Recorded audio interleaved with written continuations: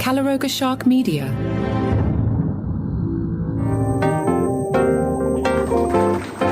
Hey there, I'm Johnny Mac with your daily comedy news. Conan O'Brien is suing Harvard. I've got a clip for you, a little longer than I usually play for a clip, but it's great. Here's Conan. Perhaps the biggest issue facing this institution is that the federal government of the United States is suing our university. Yeah. Many people think I've come today to defend Harvard. Well, sorry, those people are wrong. Not only am I not against these lawsuits, I'm here to announce that I'm joining them. I, too, am suing Harvard. I'm suing Harvard for the cast iron bunk bed that greeted me upon my arrival at Hallworthy 16 my freshman year. A bed that has since been confiscated by The Hague as an instrument of divine cruelty. I'm suing Harvard for allowing me to sign up for a 9 a.m. class at the Science Center and a 10 a.m. class down at Soldiers Field. For God's sakes, I was a child! I'm suing Harvard for my less than spectacular undergraduate sex life. For me having a three-way meant adding a second mirror to my dorm.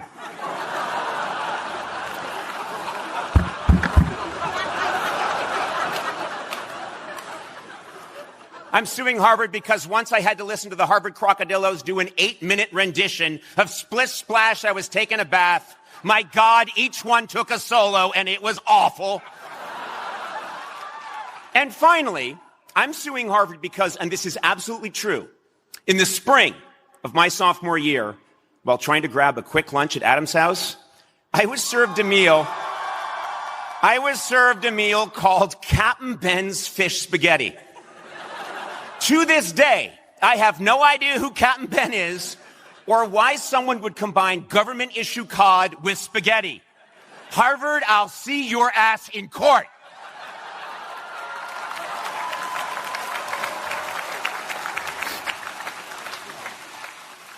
Yes, I'm confident that my claims will have more merit than those filed by the President of the United States. Yes.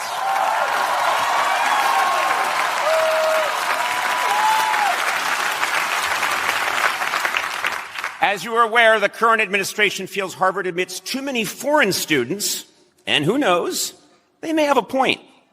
After all, what has any foreigner ever added to our American culture?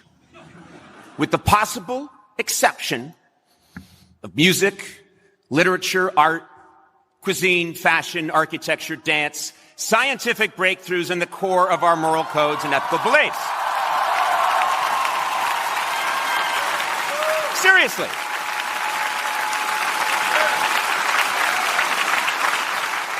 Serious. If foreigners hadn't gummed up the works, right now we'd all be listening to delightful Calvinist reggae. Eating savory Church of England ziti. And dancing the forbidden and sexually charged Lutheran lambada. And you can send your letters to Conan O'Brien. Now, via deadline, CBS is letting you know you can take all the shots you want at them over this Byron Allen thing. They're good with it. I see people on threads and they're like, the ratings are down for Byron Allen. CBS is getting what they deserve. They know what they're walking into. Byron Allen is fine with this. CBS is fine with this. CBS wants you to know that Byron Allen, who is a billionaire and has had a lot of success in television doing this sort of thing, Byron Allen is paying $15 million a year as a time buy, meaning that he's leasing the 11:30 hour from CBS and selling its ad inventory himself. So on the CBS end, even if this show gets 0 viewers, they make $15 million a year. So they don't care. You can hate all you want. The first night of Comics Unleashed got 878,000 total viewers, which honestly is not that far from, I'm comparing apples to slightly different apples here, but Seth Meyers' show really doesn't get a lot more than that. I'm comparing 11:30 and 12:30, and maybe that 878 was some curiosity mixed in. We'll see where the Byron Allen number settles in. CBS said, "We're proud to partner with Byron Allen on a new business and programming model for late night that proactively addresses a network daypart that was cost prohibitive to continue. With this time-buy model, we have shifted an hour that was losing roughly $40 million annually to $15 million in profit, a $55 million swing. Some industry sources are curious how CBS arrives at the negative $40 million number. Doesn't really matter. The Late Show is over. Star Trek ruiner Patton Oswalt spoke to Vice about his new special. One of the topics was AI. Patton Oswalt said, stand-up as an art form is a living, evolving snapshot of one person's life and their reaction to an opinion of it, which is why I think a lot of younger people are kind of seeing the job security of it at all. AI might be able to craft technically funny jokes, but it will never have a point of view that comes from living a life of heartbreak, joy, accidents, massive F-ups, and real growth. The new special is called Tea and Scotch. What's with that, Patton? He said, the titles of my specials and albums are never consciously connected to anything within the special, but later on I realized I was subconsciously expressing something I didn't even realize was eating at me. And right now, the way we're living, it's either soothing tea or bracing scotch. Maybe I'm struggling with how I've willingly embraced living under those two extremes and fooled myself into thinking it's somehow healthy. Vice asked Patton, this seems to be the smallest venue you've ever filmed a special at. Is there a reason for that? Patton said, I did some shows at Comedy on State in Madison, Wisconsin a few years ago, and I was blown away by how electric and just plain present the crowds were. By the time the weekend was over, I knew that's where I was going to film my next special. Small, raw, intimate. I still love the big streaming platforms, but a lot of them seem to send some pretty brilliant comedy specials down a digital black hole. This was a chance to own my product, control the distribution, make sure the right eyes got on it, roll with the new. Tea and Scotch on YouTube, June 9th. Congratulations to Tom Segura, who's on a bit of a roll. Fox Creator Studios and Segura's YMH Studios are joining forces. It is a strategic multi-project partnership to develop, finance, and produce a broad slate of original content. That slate includes a stand-up comedy showcase spotlighting both established and emerging voices, a horror comedy animated series, and a live-action comedy series set in an airport bar. Segura told Deadline, we've spent years building a business where we can create independently and stay directly connected to our audience. Fox Creator Studios understands that model and brings the infrastructure and reach to help us expand it in a meaningful way. Nate Bargatze was hawking his new movie, The Breadwinner, on Theo Von's podcast. They started talking about clean comedy. Theo said you can get away with a lot more when you don't curse. I think you can say a lot of things and talk about a lot of stuff. When people hear foul language, they either check out or label a comedian as dirty. Nate said, just be in control of it. When did he get into comedy? Let me look this up. 2002. Nate, you could say stuff by 2002. Relax. You couldn't say whatever you wanted to say way back in 2002. That's not a bad thing. That means you have to be creative in a scenario and come at stuff in different angles. Theo Von said foul language is kind of how I operate in a regular day. Nate said he doesn't consider Von a, quote, dirty comic and told him to do whatever you want to do. I think Nate needs to hide out for a while. I think if we look back in this run that started with, what did he host, the Emmys?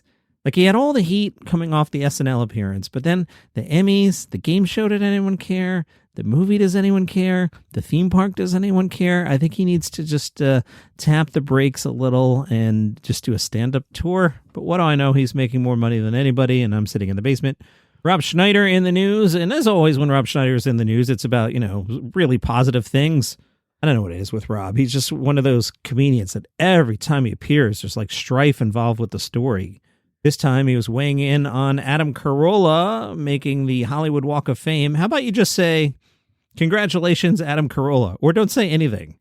Now, Jimmy Kimmel was there at the ceremony. Kimmel said, Adam and I, as you probably know, don't agree much when it comes to politics, but I love him dearly. I've never worked with anyone funnier. I'm proud of him.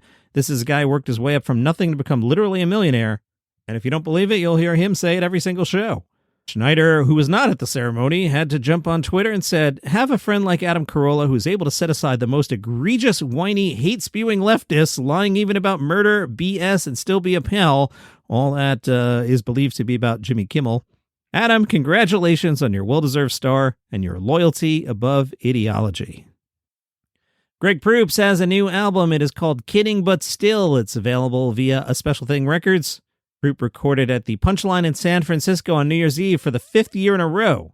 He did a spontaneous set of Tales from the Road, improv reveals, pointed political observations, and more. It is his 10th live comedy album.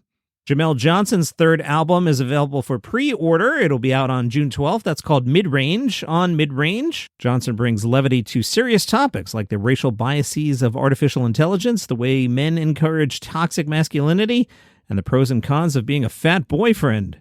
There are also some hyper-specific references like phone game ads, basketball, ice hockey, and living with an iPod Touch instead of a phone.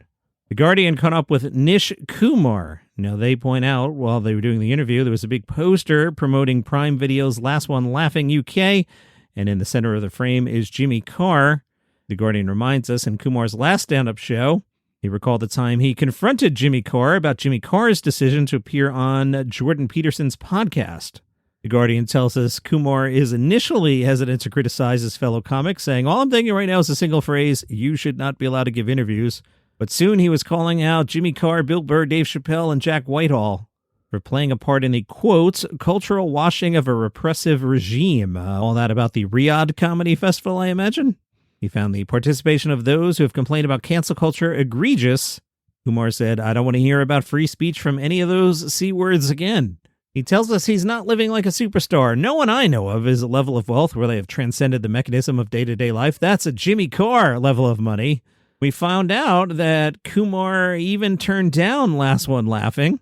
When his agent relayed the offer, she told him the money was really good and that Jimmy Carr was hosting. Nish said, "I said to her, do you honestly think I could say yes to this given the content of what I'm saying on stage right now? If I'm essentially accusing him of being part of the mechanism that's laundering fascist, misogynist ideas into mainstream discourse, I can't then be like, oh, Jimmy, isn't Bob Mortimer good?" And that is your comedy news for today. You can follow the show on Spotify, and you can turn on notifications so you never miss an episode. And you can also use the comments section on Spotify to chime in on any of this if you'd like to. There's also the Facebook group, Daily Comedy News Podcast Group, and I'll see you here tomorrow.